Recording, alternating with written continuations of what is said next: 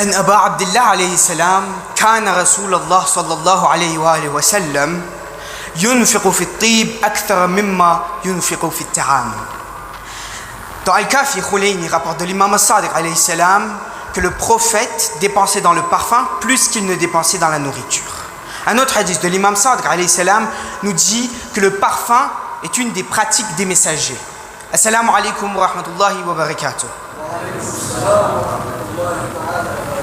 Je me présente, je suis Namir et ce soir j'ai l'honneur de vous présenter un sujet qui me tient particulièrement à cœur, le point de vue de l'islam et de la science sur le parfum. Mais avant de commencer, de rentrer dans le vif du sujet, j'aimerais remercier Cheikh Chouaib de m'avoir donné un peu de son temps et tous les cheikhs de m'avoir donné l'occasion de faire cette conférence et bien sûr, vous tous ici présents, sans quoi cette conférence n'aurait aucun sens. Merci d'avoir pris un peu de votre temps. Alors tout d'abord, comme vous le savez, dans la communauté Koza, alhamdulillah, le parfum fait partie de notre quotidien. Moi-même, grand amateur du parfum, j'en utilise tous les jours. Mais alors pourquoi je précise quotidiennement ? Parce qu'on verra au fur et à mesure que les prophètes et les imams marquent une importance spéciale sur l'utilisation quotidienne du parfum. Mais tout d'abord, l'imam Sadiq alayhi salam nous donne les bienfaits spirituels du parfum. Et oui, le parfum impacte le mu'min directement. L'imam Sadiq alayhi salam dit « La prière de celui qui porte du parfum vaut mieux que 70 prières sans parfum. » Ici, l'imam est direct. Porter un parfum avant la prière va multiplier sa valeur par 70. Alors, les imams et les prophètes nous ont donné plein de hadiths sur les bienfaits spirituels. Moi, je me suis concentré sur un seul qui, pour moi, résume très bien les bienfaits spirituels du parfum. Maintenant, les imams sont allés et les prophètes sont allés beaucoup plus loin. Ils nous ont aussi donné des hadiths sur les bienfaits physiques et intellectuels. Et on verra l'importance et le point de vue de la science par rapport à ces hadiths. Tout d'abord, il faut expliquer biologiquement. Alors, le temps m'est compté, donc rapidement, je vous explique. L'odorat, contrairement à la vue ou à l'ouïe, il contourne le thalamus. Donc, le thalamus, c'est le partie du cerveau qui est concentré sur la rationalisation et va directement passer dans le système limbique qui est consacré plus spécialement aux souvenirs. Donc, même biologiquement, l'odorat a un accès spécial. C'est pourquoi lorsqu'on va sentir un parfum ou quelque chose, ça va nous rappeler des souvenirs.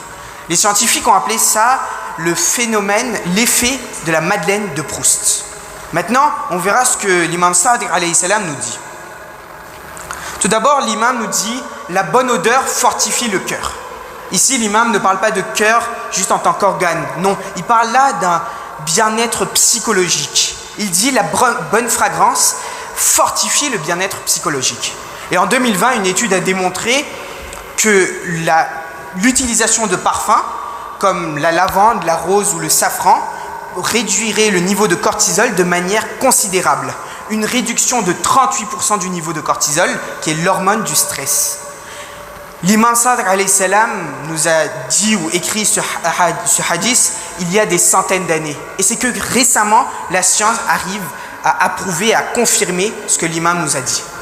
Mais on ne va pas s'arrêter ici. L'imam nous donne un deuxième hadith sur les bienfaits physiques et intellectuels. Il dit « Quiconque se parfume au début de la journée, son intellect reste avec lui jusqu'à la nuit. » Ici, le hadith est clair et on comprend que l'imam nous dit qu'il faut mettre le parfum au début de journée. En 2023, des scientifiques ont fait une recherche dans l'université de Californie et ils ont fait une expérience avec des personnes âgées et ils les ont exposées à des parfums comme le romarin ou le citron et durant une période donnée de 6 mois, ils ont constaté une augmentation des performances cognitives de manière considérable. C'est encore plus étonnant que la première étude. 226% d'augmentation des performances cognitives. Encore une fois, la science confirme le hadith de l'imam Sadiq alayhi salam. Maintenant, il y a plein d'autres bienfaits. Malheureusement, je n'ai pas pu tous vous les donner.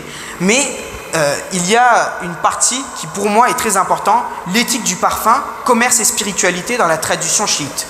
Et oui, comme vous l'avez tous déjà remarqué, nous les Koza, on est une communauté qui sommes beaucoup dans le commerce. Et certains dans le commerce de parfums comme alhamdulillah j'ai l'occasion de l'être, et je connais certains de mes frères et sœurs qui eux aussi sont dans le commerce du parfum. Mais ici, pourquoi je précise, c'est parce que les imams sont allés jusqu'à même nous donner les bienfaits du commerce du parfum.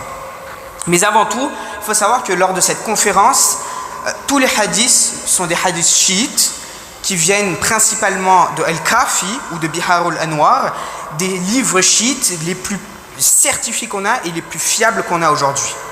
Pourquoi je vous précise ça? C'est parce que je vais vous raconter une histoire qui, lorsque j'ai raconté à certaines personnes, ne me croyaient pas au début parce que c'est assez étonnant. On parle de l'origine du parfum. Il faut savoir que le parfum a une origine céleste. D'après l'imam Sadiq alayhi salam, lorsque Hazrat Adam descendit sur Al-Safa et Hazrat Hawa sur Al-Marwa et qu'elle s'était peigné les cheveux de parfum paradisiaque, lorsqu'elle fut sur terre, elle dit « Que puis-je espérer du peigne alors que je suis l'objet du mécontentement divin ?» Alhamdulillah. Alors elle dénoua sa tresse et le vent éparpilla le reste du parfum sur ses cheveux, principalement en Inde. C'est pourquoi le parfum est reconnu venir d'Inde. Alors, je vous préviens, ici, l'imam ne parle pas de parfum juste en tant que fragrance. Non, il parle d'arôme. C'est pourquoi l'Inde est connue pour ses épices. Alors, pour moi, je ne sais pas si c'est pour cette raison que nous, les Indiens, on est forts pour le commerce du parfum. Mais en tout cas, il y a une chose qui est sûre, c'est que l'origine du parfum est céleste et a été déposée en Inde. Maintenant, l'imam Sadiq alayhi salam nous dit les 4 piliers du commerce noble. Ici, l'imam Sadiq alayhi salam hiérarchise les métiers nobles dans notre monde. Il dit « Les meilleurs de vos commerces sont les étoffes, le parfum, les vêtements et les fruits. » Ici, l'imam est clair et net. La parfumerie, le commerce de parfum est un métier noble. Mais un autre hadith nous vient de l'imam Baqir alayhi salam ou de l'imam Sadiq alayhi salam qui confirme ce hadith. Il dit Jésus, fils de Marie, mangeait du produit du tissage de sa mère, et Noé, Hazrat Nuh, mangeait du commerce du parfum.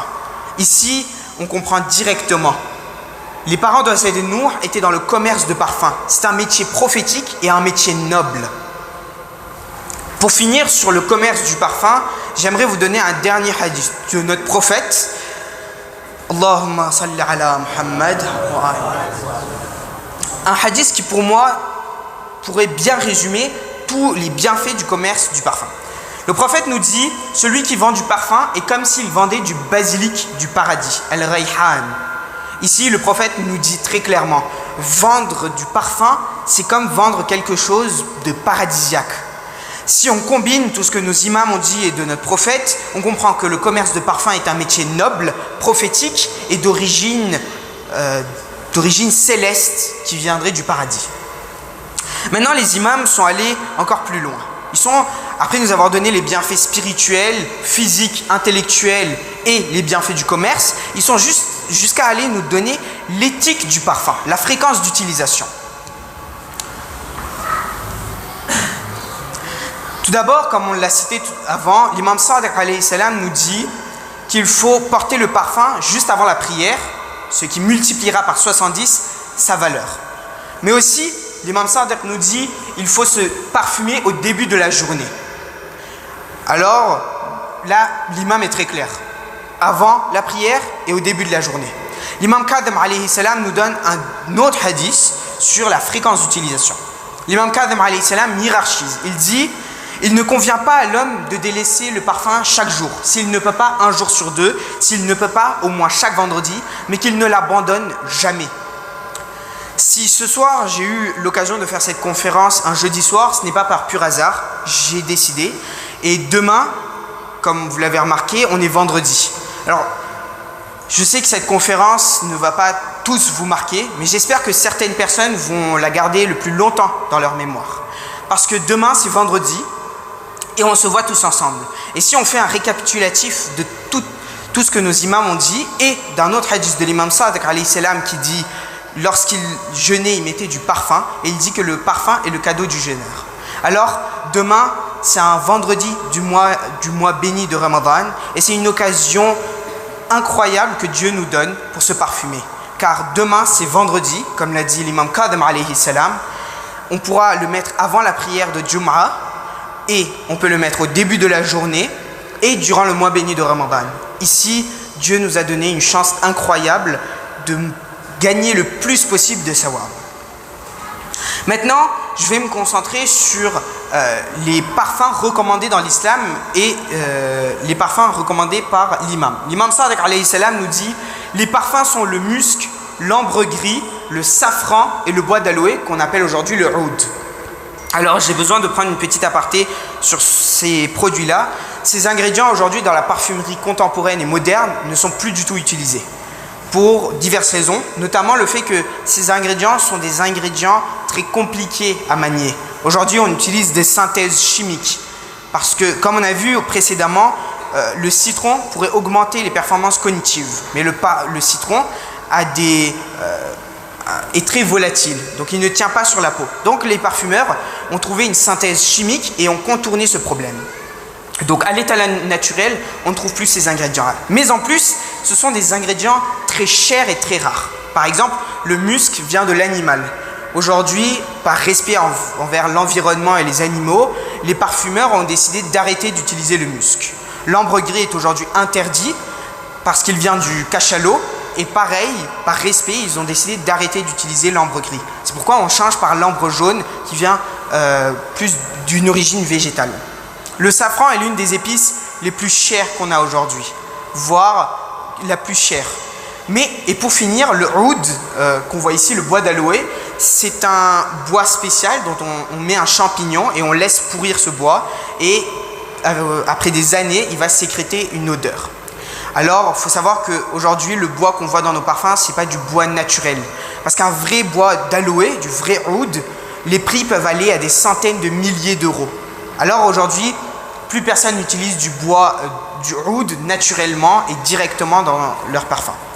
Mais je vous ai quand même donné des hadiths sur ces ingrédients-là. Alors, par faute de temps, encore une fois, je n'ai pas pu tout vous donner, mais je me suis concentré sur un ingrédient qui revient à chaque fois.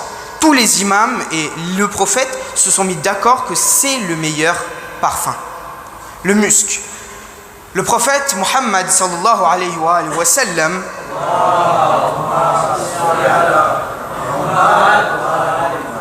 il nous dit: prenez le bois d'aloe car il contient 7 des remèdes et le musc est le meilleur des parfums.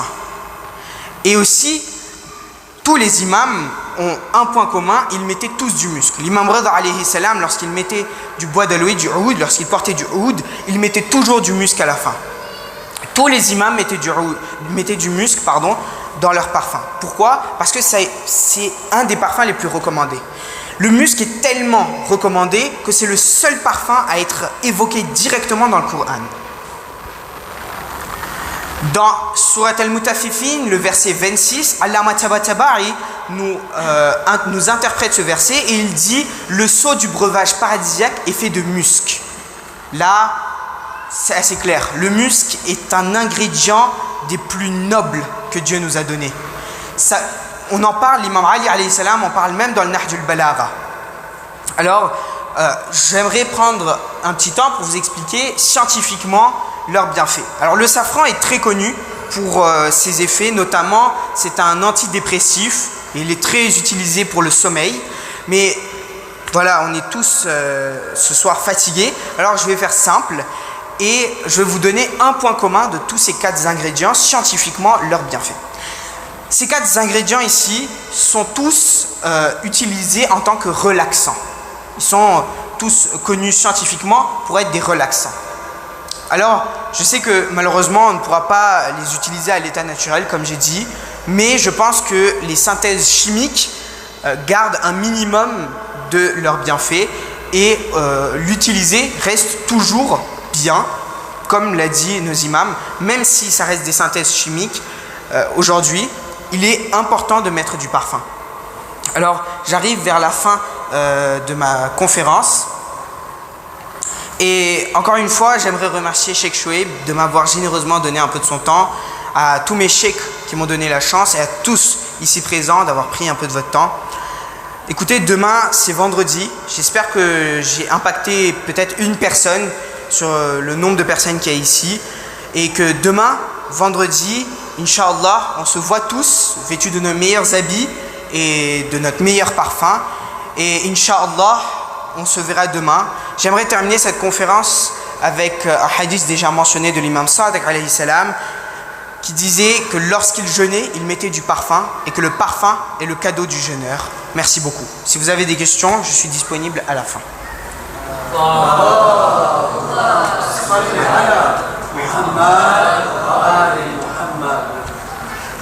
Une question. Oui. Pose la question.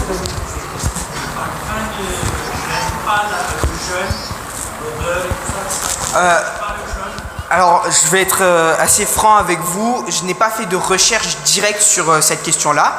Mais d'après mon interprétation, vu que l'imam Sadiq alayhi salam en portait directement pendant le jeûne et pendant le mois béni de Ramadan, il est tellement conseillé de mettre du parfum, je pense que l'odeur ne dérange pas plus que ça, sachant qu'aujourd'hui, les parfums ne sont pas comme à l'époque. À l'époque, c'était des parfums beaucoup plus puissants. Donc, je ne pense pas. Voilà, si vous avez d'autres questions, je suis disponible juste après. Merci de m'avoir écouté. Oui ? On peut utiliser tous les marques de conversion pour se marcher. Islamiquement, oui. Après, dans la parfumerie et dans la science,